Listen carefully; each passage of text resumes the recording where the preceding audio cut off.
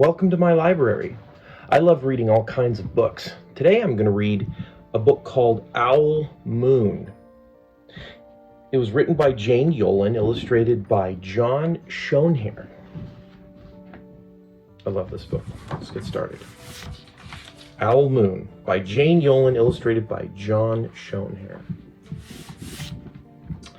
It says, "For my husband David, who took all of our children owling, to my granddaughter Nisa, for when she is old enough to go owling." Beautiful pictures. It was late one winter night, long past my bedtime, when Pa and I went owling.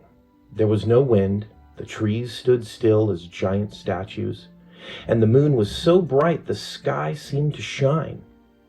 Somewhere behind us a train whistle blew, long and low, like a sad, sad song. There they go walking. I could hear it through the woolen cap Pa had pulled down over my ears. A farm dog answered the train, and then a second dog joined in. They sang out, trains and dogs, for a real long time. And when their voices faded away, it was as quiet as a dream. We walked on towards the woods, Pa and I. There they are walking towards the woods. There's a fox. The woods at night can get really dark. Our feet crunched over the crisp snow, and little gray footprints followed us. Pa made a long shadow, but mine was short and round. I had to run after him every now and then to keep up, and my short, round shadow bumped after me. But I never called out. If you go owling, you have to be quiet. That's what Pa always said.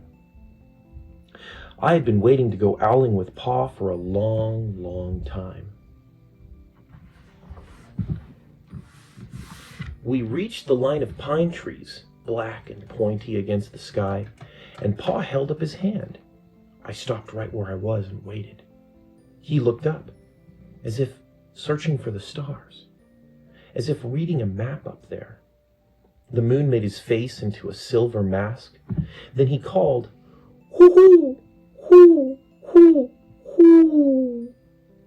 The sound of a great horned owl. "Hoo-hoo! Hoo! Hoo! Hoo!" There they are looking up into the moonlight, calling the owl. Again he called out, and then again. After each call he was silent, and for a moment we both listened. But there was no answer. Pa shrugged, and I shrugged. I was not disappointed. My brothers all said, sometimes there's an owl, and sometimes there isn't. Oh, there's a raccoon in the tree. We walked on. I could feel the cold, as if someone's icy hand was palmed down on my back, and my nose and the tops of my cheeks felt cold and hot all at the same time. But I never said a word. If you go owling, you have to be quiet and make your own heat. You know how to make your own heat? You just rub your hands together when it's really cold. Like that. We went into the woods. The shadows were the blackest things I had ever seen. They stained the white snow. My mouth felt furry, for the scarf over it was wet and warm. I didn't ask what kind of things hide behind black trees in the middle of the night. When you go owling, you have to be brave. Some big trees in there.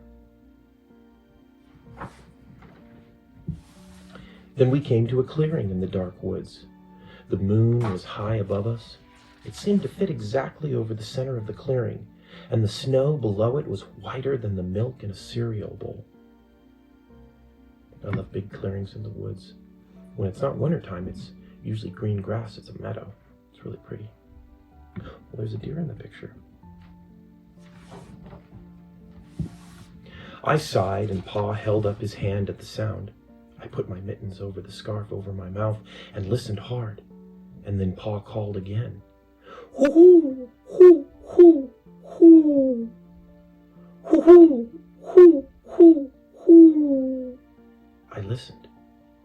smiled so hard my ears hurt, and my eyes got cloudy with the cold.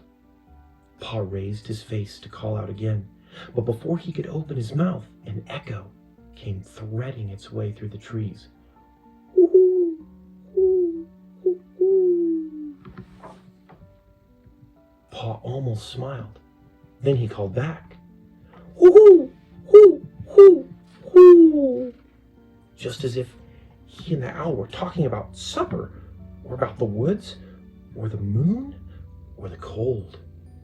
I took my mitten off the scarf, off my mouth, and I almost smiled too. There they are. They're looking for the owl. Looking through the trees. They can't see it. They don't know where he's at. The owl's call came closer from high up in the trees on the edge of the meadow. Nothing in the meadow moved. All of a sudden, an owl shadow, part of the big tree shadow, lifted off and flew right over us. We watched silently, with heat in our mouths, and the heat of all those words we had not spoken. The shadow hooted again. There he is above them in the trees. See him? There they are. It's a big meadow. Lots of big trees. Whoa. Pa turned on his big flashlight and caught the owl just as it was landing on a branch. Look how big his wings are. The pretty stripes. His talons. His ear tufts. For 1 minute, 3 minutes, maybe even 100 minutes, we stared at one another.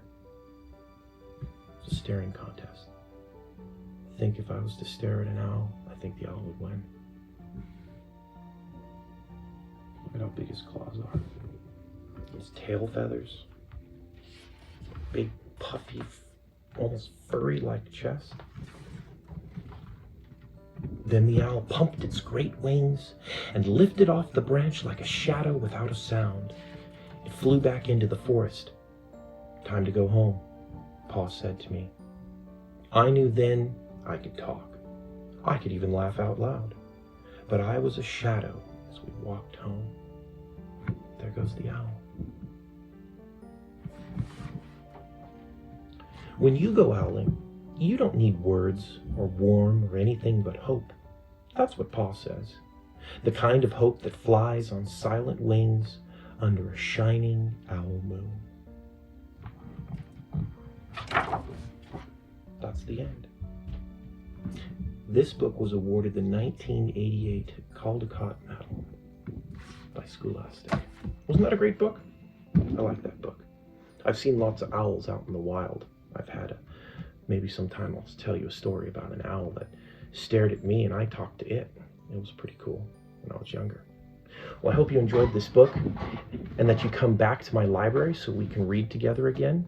Please ask your parents or an adult to like this video, subscribe to this channel, and let me know in the comments what your favorite book is so I can read it too. I'll see you soon.